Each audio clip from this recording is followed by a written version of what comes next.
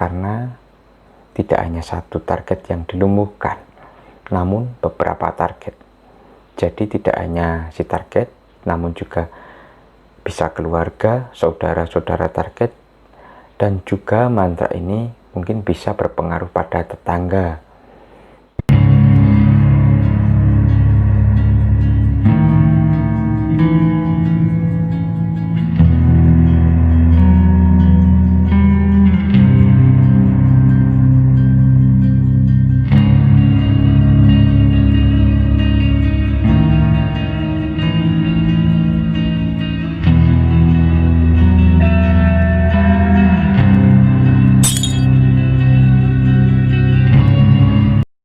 Jumpa kembali di channel Irasional, dimanapun Anda berada saat ini. Kami juga berterima kasih bagi Anda yang sudah berlangganan channel ini. Kali ini kita akan membahas mengenai ramuan cinta, atau dalam bahasa Indonesia dikenal dengan ilmu pelet. Mungkin sudah banyak channel YouTube yang telah membahas mengenai ilmu pelet ini, terutama ilmu pelet yang berasal dari Nusantara, seperti misalnya ilmu ajian jaran goyang atau Semar Mesem. Nah, kali ini kita akan membahas ilmu-ilmu pelet yang berasal dari dataran Eropa. Pertanyaannya, apakah memang ada ilmu pelet dari Eropa? Karena ada asumsi bahwa orang Barat memiliki pemikiran rasional dan jarang percaya dengan hal-hal gaib. Padahal sebenarnya orang Barat juga mempercayai kekuatan gaib. Bahkan ini sudah lama ia lakukan, bahkan sudah berabad-abad. Kini kita akan mengulas beberapa ilmu pelet dari benua Eropa. Yang pertama adalah ramuan yang bernama verbena. Ramuan ini adalah campuran dari lalat Spanyol, darah haid, dan bunga verbena. Lalat yang digunakan biasanya adalah lalat yang telah menghisap darah manusia. Lalat di Eropa biasanya ukurannya lebih besar dari lalat-lalat yang ada di Asia. Di tubuhnya ada garis-garis hijau. Biasanya yang digunakan tidak hanya satu ekor lalat, melainkan beberapa ekor lalat yang sudah menggigit manusia. Kemudian elemen yang kedua adalah darah haid, yang biasanya diambil dari seseorang yang masih perawan, karena dipercayai darah dari seorang yang masih perawan ini disukai oleh makhluk yang tak kasat mata untuk misi tertentu, seperti misi untuk menyebarkan ramuan ini atau ramuan verbena ini. Setelah itu bunga verbena, yakni bunga yang habitatnya berada di dataran Eropa, juga dicampurkan menjadi elemen yang ketiga. Bunga ini bentuknya kecil-kecil, bentuknya mirip dengan bunga melati, tapi warnanya ungu, ada yang merah, ada juga yang jingga. Lantas ketiga elemen ini dicampur dalam air, lalu biasanya ditaruh dalam makanan atau minuman si target. Pada abad ke-17, ramuan ini banyak digunakan oleh wanita di Prancis. Wanita-wanita ini pada umumnya adalah wanita yang cintanya ditolak. Ramuan ini lantas diberikan pada pria yang menolaknya.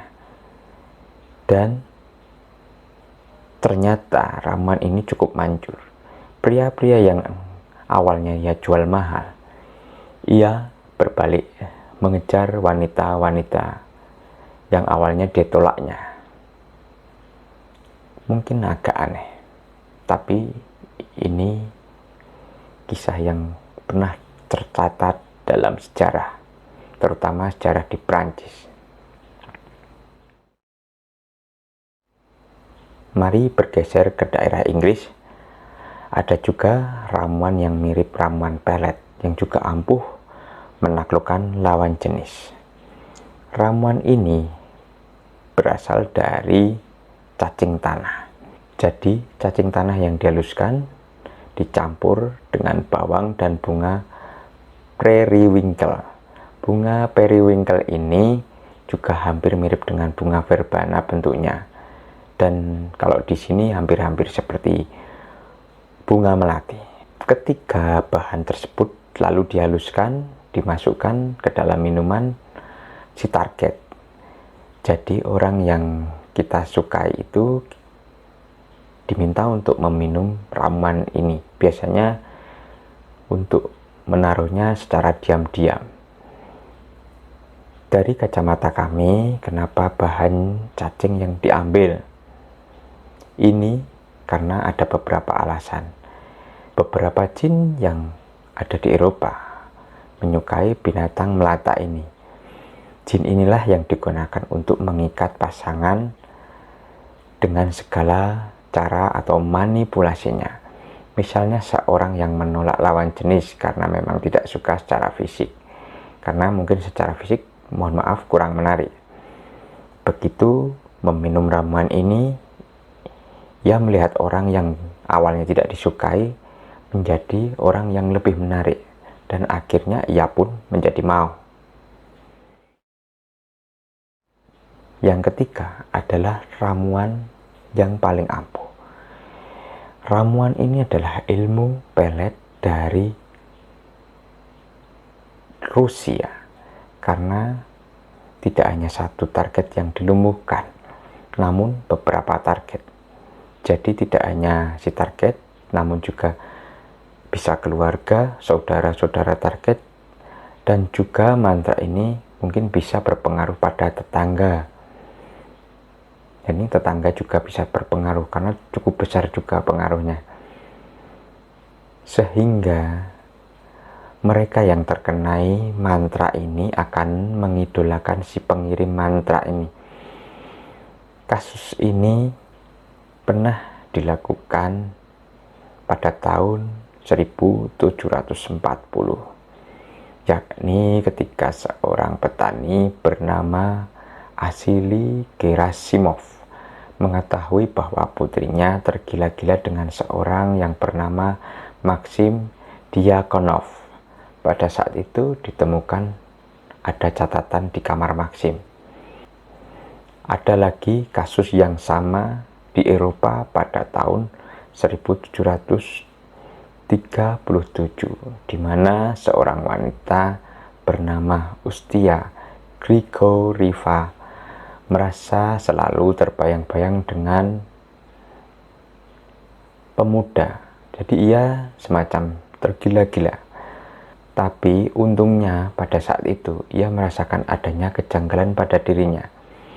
Akhirnya ia pun mendatangi seorang paranormal, dan paranormal tersebut akhirnya membuat sebuah mantra atau ramuan untuk menolak segala pengaruh yang menimpa pada dirinya. Dari kacamata kami, ilmu mantra dari Rusia ini memiliki kekuatan menarik beberapa makhluk dari alam lain yang mampu membalikkan pandangan. Jadi ia akan melihat bahwa orang yang dibencinya menjadi sosok yang lebih menarik. Untuk melepaskan ilmu diperlukan ramuan dari akar-akaran tanaman yang hidup di pegunungan Rusia. Akar-akar apa kami kurang begitu tahu, tapi yang jelas obatnya adalah akar-akaran yang hanya tumbuh di pegunungan Rusia. Setelah itu dilakukanlah sebuah ritual yang biasanya dilakukan oleh paranormal yang memiliki jenis kelamin yang sama dengan pasiennya. Jika yang dikenai adalah wanita, maka paranormalnya adalah wanita. Jika kebalikan, biasanya ilmu tersebut akan mengenai si paranormal. Bisa jadi si pasien menyukai paranormal yang menyembuhkannya. Demikian yang bisa kami sampaikan mengenai ilmu pelet dari daratan Eropa, yang juga tidak kalah ampuh. Jangan lupa klik subscribe, like, dan share agar channel ini lebih berkembang. Sampai jumpa di episode berikutnya.